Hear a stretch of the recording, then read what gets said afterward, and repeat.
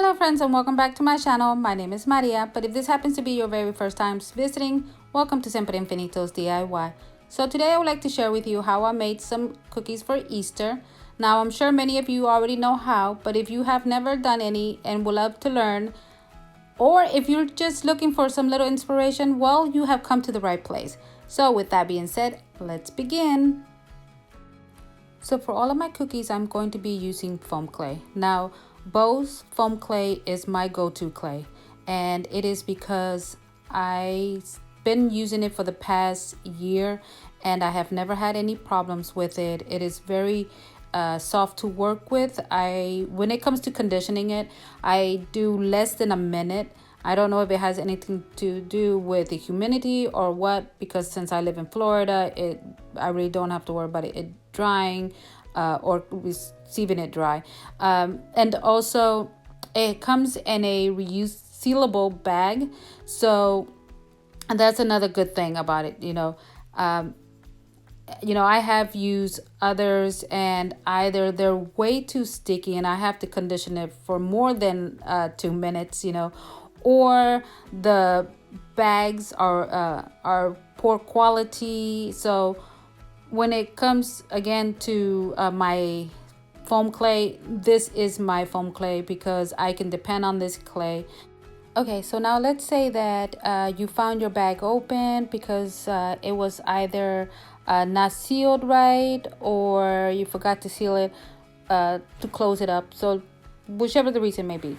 And you find some of your clay being dry. So what you want to do is that you want to add, let's say, about a drop of water, depending on how much clay is in there, and you want to seal it back up and you want to let it sit there for hours.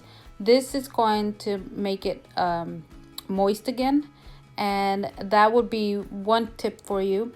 The next, also, when it comes to using multiple clays like the way I'm doing here, you want to make sure that when you go to place them together, that it's exactly where you want it to be, because once you place them together and it's off a little bit or what have you, and you go and try to pull it apart, it will rip.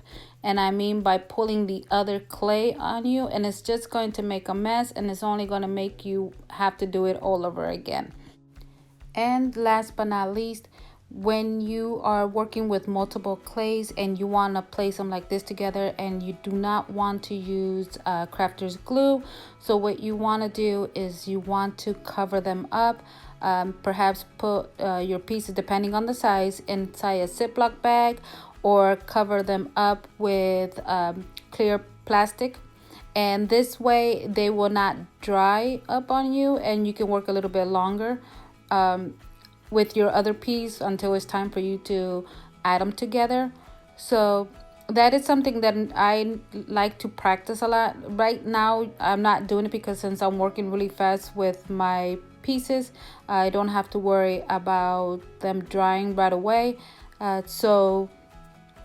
Again, keep in mind the temperature of the room as well does matter, so if you live like me in Florida, then it's something that you're going to take a little bit longer, versus if you were to live somewhere else, or if your AC's on or the fan or whatever the case may be of your temperature in your room.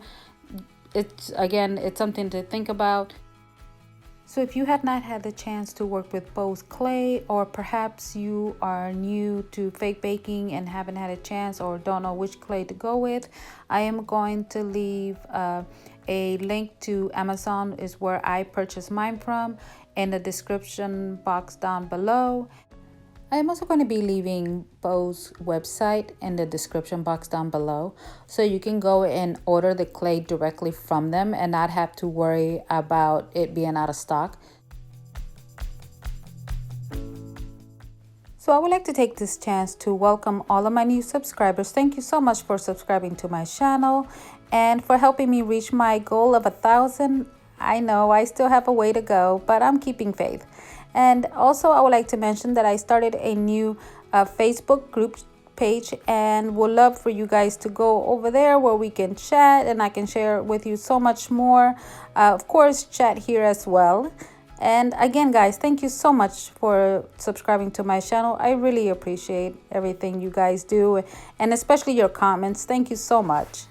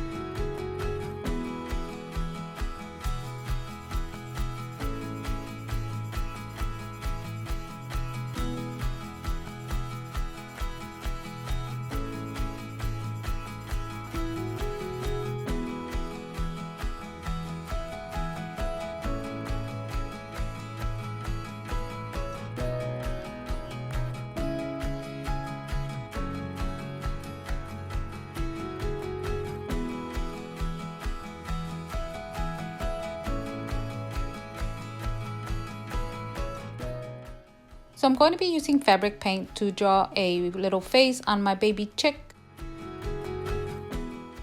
You want to do first is a pre-test, and I'm sure most of you that have used fabric paint know that if you do not squeeze the air out first, you're taking a chance that the paint is going to splatter all over your project. So if you have never done this, or meaning using fabric paint, you always want to pre-test it by just squeezing out the air on a piece of napkin. This way you will prevent it from splattering all over your project, and then that's just gonna, well, make a hot mess.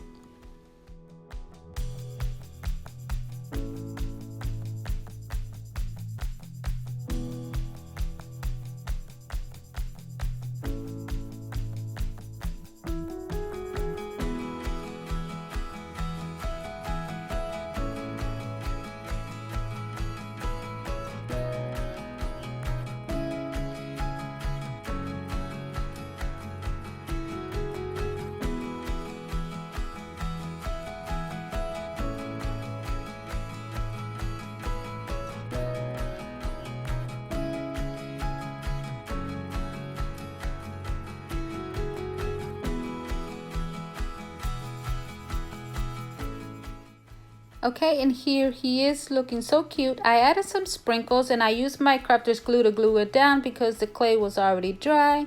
And here's more that I already had made. Here is a closer look for you. These two were pre-made. I love how the carrot and the two bunnies look with the little glitter on there. And as well, my friends, I'm sure you noticed that we are at the end of the video. Thank you so much again for stopping by. Thank you so much as well for your comments. They really mean the world to me, and they keep inspiring me, wanting to continue with my channel. Thank you again for supporting my channel. And until the next time, my friends, stay safe, be kind. Bye.